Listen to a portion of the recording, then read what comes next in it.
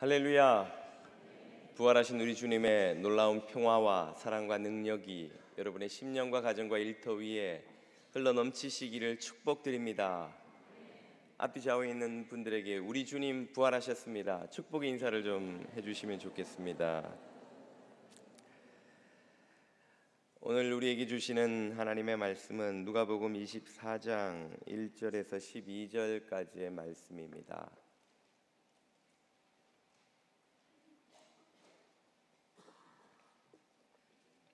누가복음 24장 1절에서 12절까지의 말씀을 자매님과 형제님들이 한 절씩 읽겠습니다.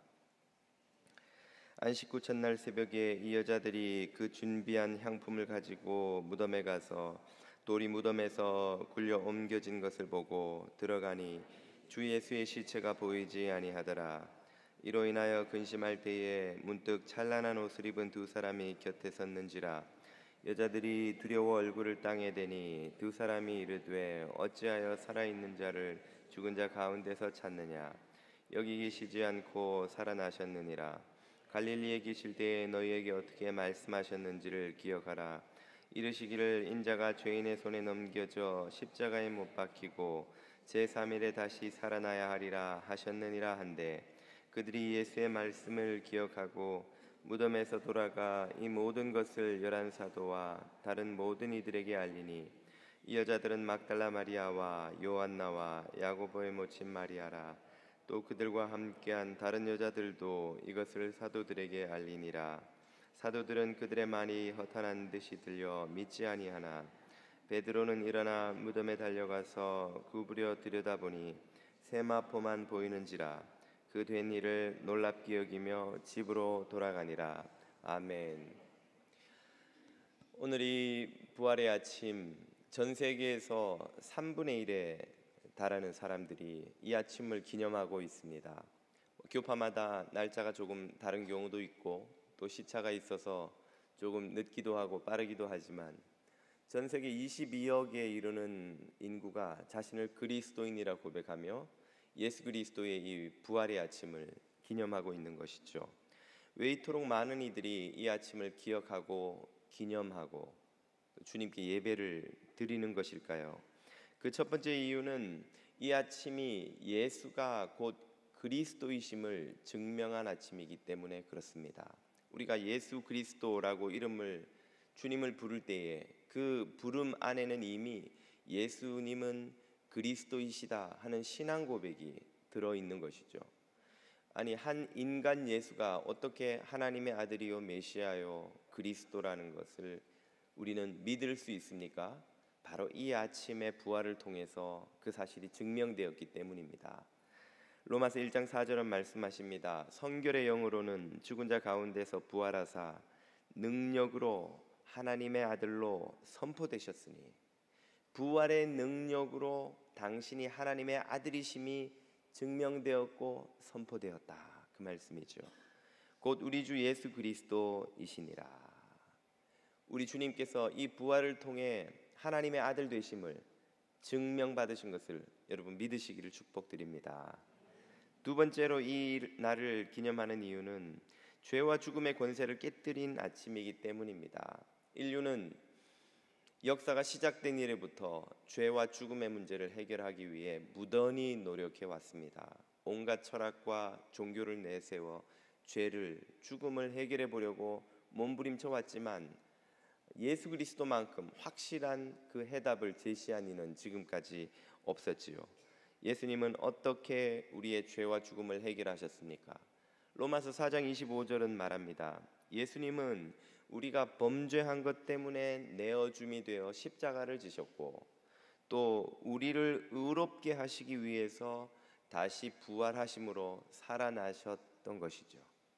주님의 죽으심과 부활이 우리의 죄를 해결하고 우리를 의롭게 해서 하나님 백성 만들어 주었습니다. 세상 그 어떤 이도 이 예수님이 하신 것처럼 확실한 구원의 길을, 이 죄 문제를 해결하고 죽음을 극복하는 길을 보여준 이가 없죠.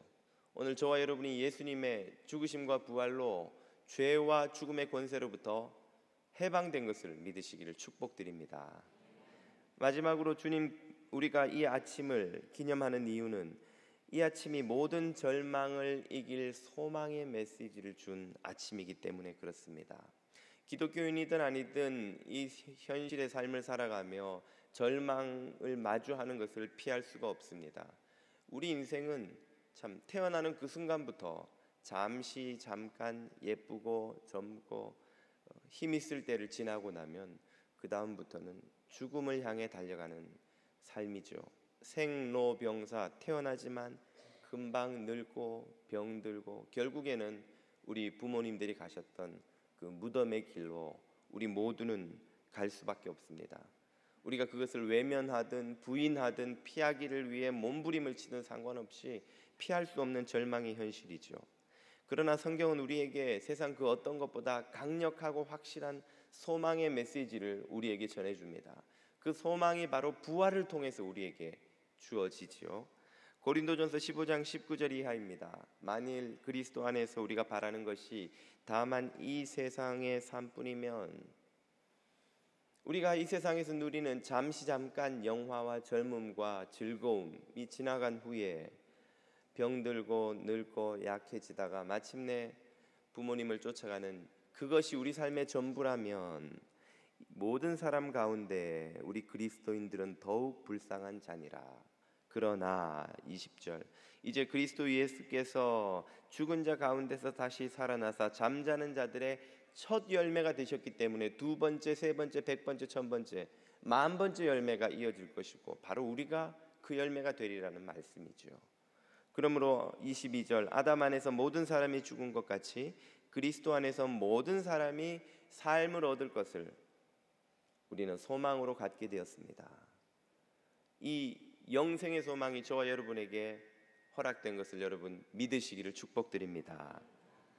그런데 이 부활의 메시지는 여러분이 처음 들은 것도 아니고 부활절을 처음 맞는 것도 아닙니다. 이미 여러분이 과거에 여러 번 이 소망의 메시지를 들으셨을 텐데 여전히 우리의 삶의 현장으로 돌아가면 근심과 두려움을 떨치지 못하며 살아가는 것은 왜일까요? 그 답을 오늘 본문에 등장하는 여제자들이 들려줍니다. 그녀들은 예수님의 시체에 바를 향품을 품고 빈 무덤을 향해 터벅터벅 힘겨운 걸음을 옮겼습니다. 그리고는 비어있는 무덤을 보고 소스라치게 놀라죠. 그녀들이 겪고 있는 정서가 어떤 것인지 4절 5절이 이렇게 말씀해 주십니다. 이로 인하여 그녀들이 근심할 때에 여자들이 두려워 얼굴을 땅에 대니 그녀들의 마음은 근심과 두려움으로 가득 차 있습니다. 왜 그녀들은 이 근심과 두려움에 짓눌려 있나요? 천사들이 그 답을 이렇게 주죠. 5절 두 사람이 이르되 어찌하여 살아있는 자를 죽은 자 가운데서 찾느냐 여기 계시지 않고 살아나셨느니라. 그녀들이 근심과 두려움에 사로잡혀 있는 이유를 천사들이 이렇게 말해줍니다. 너희들이 살아있는 자를 죽은 자들 가운데서 찾고 있기 때문이다. 죽은 자들을 찾으려고 그녀들이 가고 있던 곳이 바로 무덤이지요. 무덤으로 가는 인생에는 근심과 두려움이 그칠 수가 없습니다. 여러분 무덤의 정서는 어떤 것인가요? 장례식장에 가서 여러분이 즐거워하고 기뻐하고 껄껄대고 웃을 수 있습니까? 장례식장의 정서도 무덤의 정서도 근심이요, 회한이요, 낙심이요, 우울이요, 슬픔이요, 안타까움입니다. 잔치집에 가야 누릴 수 있는 즐거움과 행복과 만족과 기쁨은 무덤에서는 누릴 수 없는 것이죠. 그녀들이 지금 무덤을 향해 가고 있었기 때문에 근심과 두려움을 떨칠 수 없었다는 말입니다. 우리 인생은 무엇과 같습니까? 조금 긴 휴가와 같다 하겠습니다. 여러분 휴가는 시간이 어떻게 가나요? 세상에서 제일 빨리 가는 시간이 휴가 시간이죠. 휴가는 시작됐다 하면 끝나버려요. 일주일 휴가든 2주일 휴가든 한 달 휴가든 상관없습니다. 엊그제 휴가 시작했는데 언제 내일 출근이에요. 도대체 휴가 가는 시간은 누가 돌리는지 막 총알같이 휴가 시간은 지나가 버려요. 우리 인생이 조금 긴 휴가에 불과합니다. 언제 왔는 것 같은데 언제 내가 그렇게 젊고 이뻤는데 말이죠. 어느새 돌아가신 할아버지 할머니가 거울 속에서 나를 쳐다보고 있고 순식간에 우리의 삶은 곧 무덤의 그날을 향해 가죠. 그러니 우리의 삶에는 근심과 두려움이 사라질 수가 없는 거예요. 그녀들은 지금 부활의 아침에 있는데도 여전히 이 근심과 두려움을 겪고 있습니다. 왜? 부활의 영광을 그녀들은 누리지 못하고 이 근심과 두려움에 짓눌려 있나요? 천사들이 또 이렇게 말해줍니다. 6절, 갈릴리에 계실 때에 너희에게 어떻게 말씀하셨는지를 기억하라. 너희들이 마땅히 기억해야 했던 말씀이 있는데 그걸 잊어버렸다는 거예요. 너희들이 기억해야 하는 그 말씀을 왜 잊었느냐? 이 말 속에는 천사들의 참 꾸지람이 있다고 하겠습니다. 너희들이 근심과 두려움에 사로잡혀 있는 이유가 바로 그 기억해야 하는 말씀을 잊어버렸기 때문이라는 거예요. 뭘 그들은 기억해야만 했습니까? 7절이 말해주죠. 예수께서 이르셨지 않았느냐 말이에요. 인자가 죄인의 손에 넘겨져 십자가에 못 박히고 제3일에 다시 살아나야 할 것이라고 3번이나 복음서에 너희들에게 명쾌하게 그것도 재차 강조하시며 내가 진실로 진실로 너희에게 이르노니, 주님이 2번씩이나 강조하시며 3번이나 반복해서 너희에게 이 3일 만에 고난을 겪으시고 부활하실 것을 알려주셨는데 너희들은 그것을 믿지도 기억하지도 못했다는 거예요.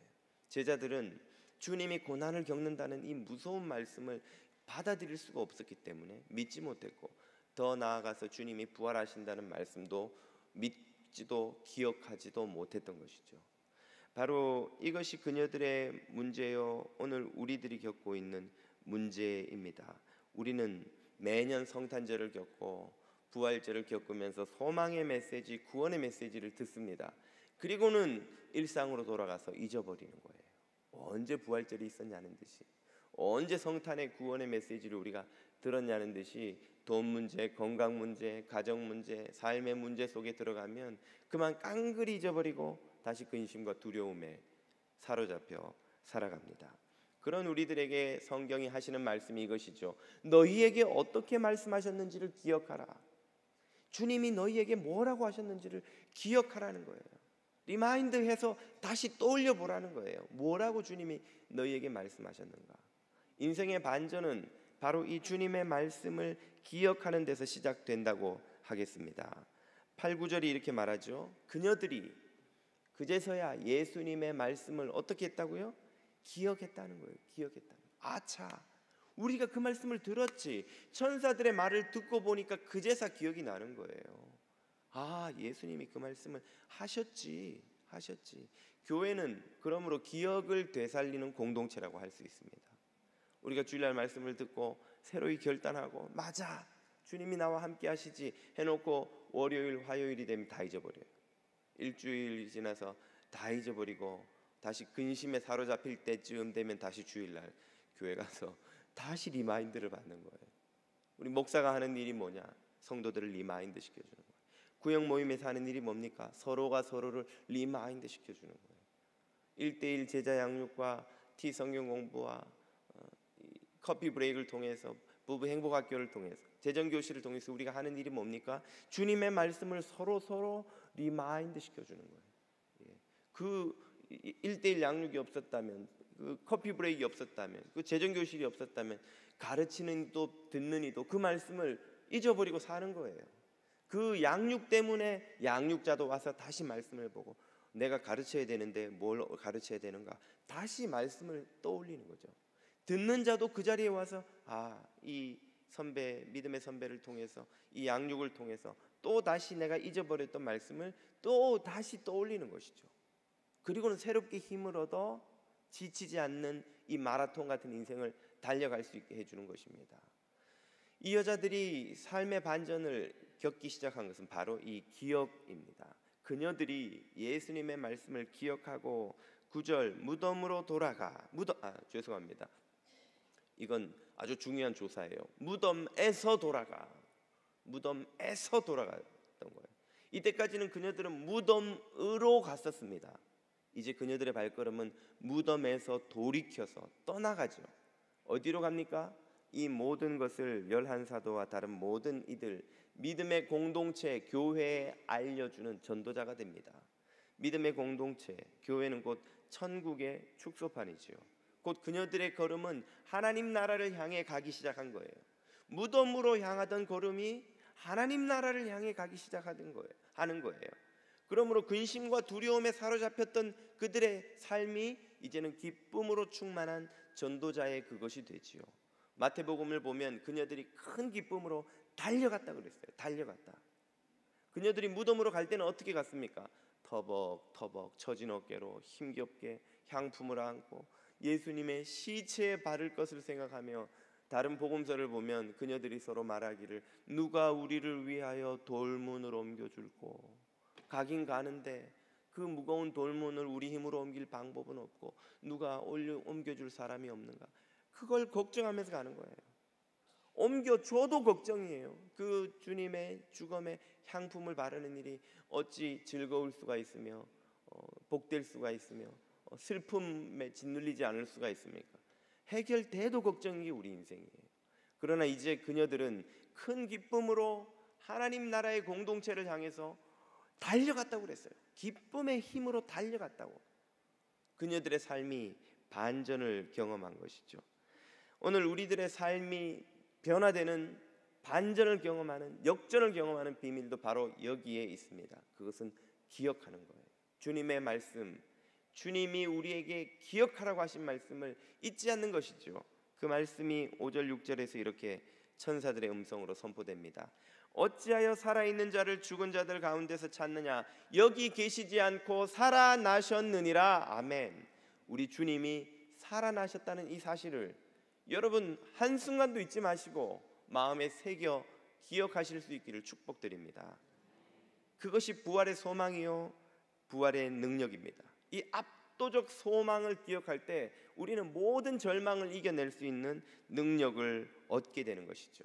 우리는 이 땅에서 아플 수도 있습니다. 가난할 수도 있습니다. 우리의 꿈을 이루지 못할 수도 있고 원했던 가정을 이루지 못할 수도 있고 이 미국에서 겪는 여러 가지 어려움 극복하지 못해서 신음하며 살 수도 있습니다. 그럼에도 불구하고 우리는 압도적인 소망에 사로잡혀 승리할 수가 있습니다. 여러분 근검절약하며 성실하게 사는 사람일수록 예기치 않게 돈이 나가면 정말 아까워요. 가게 가서 뭘 샀는데 뭐가 이 가게에 없어서 다른 가게에 갔더니 똑같은 물건을 5불이나 싸게 파는 걸 발견한 거예요.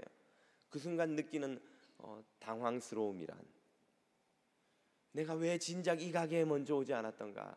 그걸 리턴하고 5불 절약하려고 가려고 생각해 보니까 가는 기름값 오가는 시간이 더 5불보다 더 들어요.